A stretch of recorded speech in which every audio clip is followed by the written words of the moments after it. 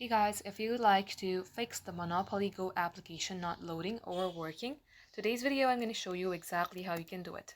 So first thing first, you will have to launch your Play Store and search for Monopoly Go. As you can see that it says play. In case it says update, you have to tap onto it and then update your app. Now once you do so, head over to your settings.